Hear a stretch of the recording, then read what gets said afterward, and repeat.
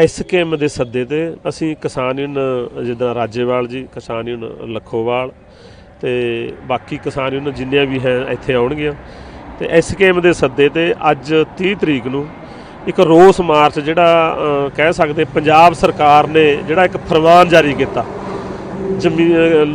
ਕਿਸਾਨਾਂ ਦੀਆਂ ਜ਼ਮੀਨਾਂ ਖੋਹਣ ਦਾ, ਉਹਦੇ ਵਿਰੋਧ ਦੇ ਵਿੱਚ ਅਸੀਂ ਲੋਕਾਂ ਨੂੰ ਜਾਗਰੂਕ ਕਰਨ ਦੇ ਲਈ ਵੀ ਤੇ ਇੱਕ ਆਪਣਾ ਰੋਸ ਜ਼ਾਹਿਰ ਕਰਨ ਦੇ ਲਈ ਵੀ ਇੱਕ ਸ਼ਾਂਤੀਪੂਰਕ ਟਰੈਕਟਰ ਮਾਰਚ ਅਸੀਂ ਅੱਜ ਕੱਢ ਰਹੇ ਹਾਂ। ਲੈਂਡ ਪੂਲਿੰਗ ਬੇਸਿਕਲੀ ਅਸਲ 'ਚ ਨਾ ਲੈਂਡ ਪੂਲਿੰਗ ਮਾਮਲਾ ਇਹ ਲੋਕਾਂ ਤੇ ਥੋਪਿਆ ਹੋਇਆ। ਅਸਲ ਲੈਂਡ ਪੂਲਿੰਗ ਤਾਂ ਸਰਕਾਰ ਨੂੰ ਫਾਇਦਾ, ਕਿਸਾਨ ਨੂੰ ਕਿਸੇ ਨੂੰ ਨਹੀਂ ਫਾਇਦਾ।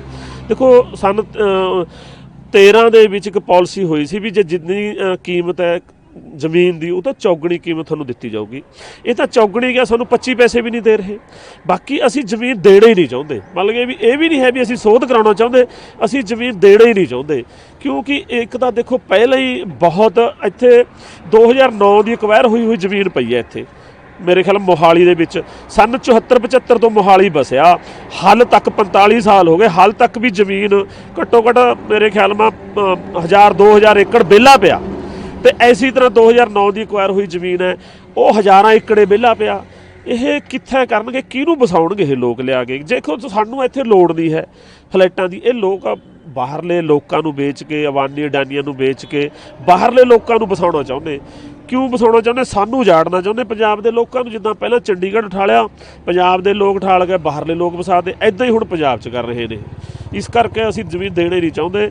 ਇਹ ਅਸੀਂ ਰੋਸ ਮਾਰਚ ਜਿਹੜਾ SKM ਦੇ ਸੱਦੇ ਤੇ ਕਰ ਰਹੇ ਹਾਂ। ਸਰਕਾਰ ਦੇ ਰਹੀ ਹੈ MLAs ਹੈ ਉਹ ਤਾਂ ਇਸ ਪਾਲਿਸੀ ਦੀ ਬੜੀ ਸ਼ਲਾਘਾ ਕਰ ਰਹੇ ਨੇ, ਡਿਬੇਟ ਕਰਦੇ ਨੇ। ਦੇਖੋ ਗੱਲ ਇੱਦਾਂ ਜੀ, ਉਹ ਤਾਂ ਡੀਲਰ ਬਣ ਗਏ ਜੀ ਪੁੱਡਾ ਦੇ। ਪੁੱਡਾ ਇੱਕ ਬਹੁਤ ਵੱਡਾ ਪ੍ਰੋਪਰਟੀ ਡੀਲਰ ਕਹਿ ਸਕਦੇ, ਉਹਦੇ ਅੱਗੇ ਏਜੰਟ ਬਣੇ ਹੋਏ ਨੇ ਉਹ।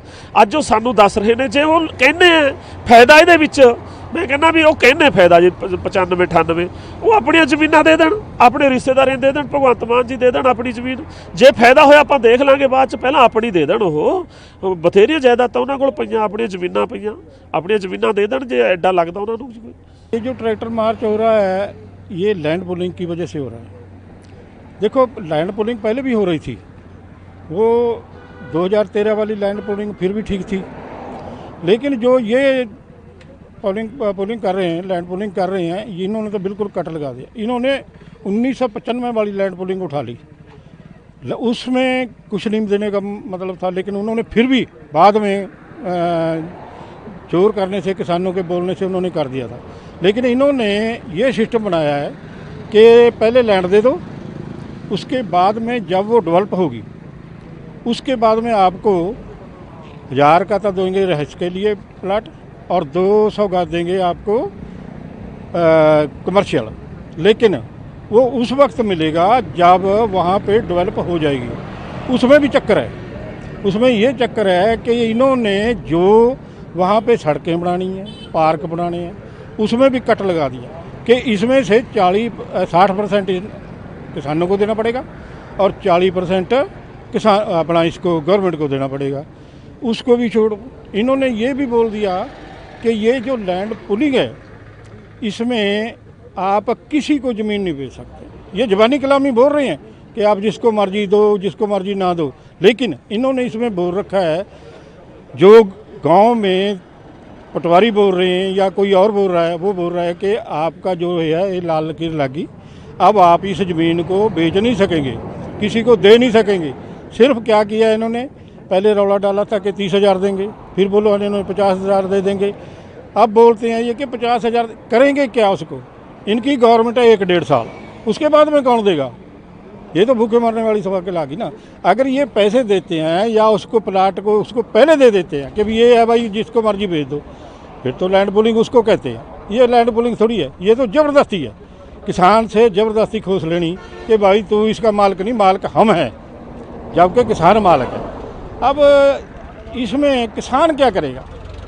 इन्होंने ना तो किसान से पूछा भी आपको क्या चाहिए, इन्होंने ज़बरदस्ती पहले ही लागू नोटिस निकाल दिया। अब बोल रहे हैं कहते बात करो, किस पे बात करेंगे, किससे बात करेंगे? मुख्यमंत्री तो सिर्फ एक शर्त पे इसको एक्सटेंशन दी हुई है कि आपने बोलना नहीं, सिर्फ साइन करने हैं, तब तो वो मुख्यमंत्री हैं, नहीं तो बदल देंगे। ये चर्चा मीडिया में भी आई है, ये पंजाब के लोगों में भी है, और लोगों की आवाज़ कभी गलत नहीं होती। आप देखो संविधान इन्होंने कोई अमेंडमेंट भी नहीं की, कॉन्स्टिट्यूशन में चीफ सेक्रेटरी को पावर दे दी। हालांकि असेंबली को लॉ पास करना चाहिए जो नया, फिर चीफ सेक्रेटरी को पावर दी जाती है।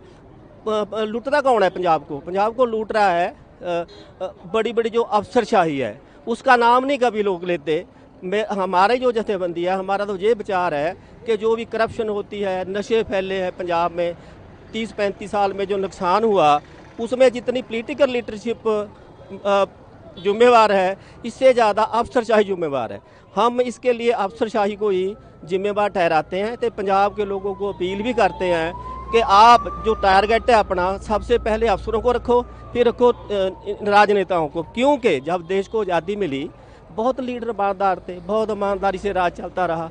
फिर इस अफसरशाही ने सारे देश में इनको भी हौली हौली करके धीरे धीरे इनको करप्शन पे लगा लिया। पॉलिसी वो बनाओ जिसमें करप्शन है, जिसमें बहुत ज़्यादा गुंजरदार हो, फिर आप पैसे खाओ, पैसे खा के इनको भी दो तो आप भी लो। इसका हम लोगों को इसलिए जगा रहा हमारा फ्रंट कि इनके खिलाफ आप खुलो। बहुत सियासी पार्टियों पे बहुत ज़्यादा अतवार ना करो। जो जथेबंदियाँ किसानों की हैं, मजदूरों की हैं, वकीलों की हैं, मुलाजमान दियाँ, सबको इकट्ठे होके एक दूसरे का साथ देके ये लड़ाई लड़नी चाहिए।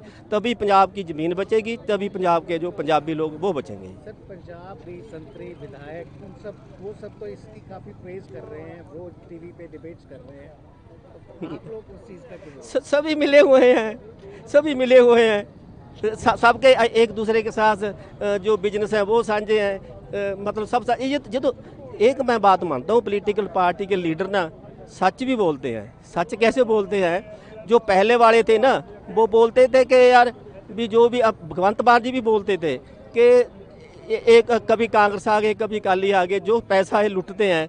30% लेता है जो अपोजिशन वाला, 70 लेता है जो राज करता है। हम इस बात को भगवंत मान जी को मानते हैं, पर दुख इस बात का है अब भी ऐसे चल रहा है। 70% ये खा रहे हैं पंजाब का, तो 30% और को बांट रहे हैं। तभी इनकी जो सारी ट्यूनिंग है ना, आप देखेंगे एक ही है।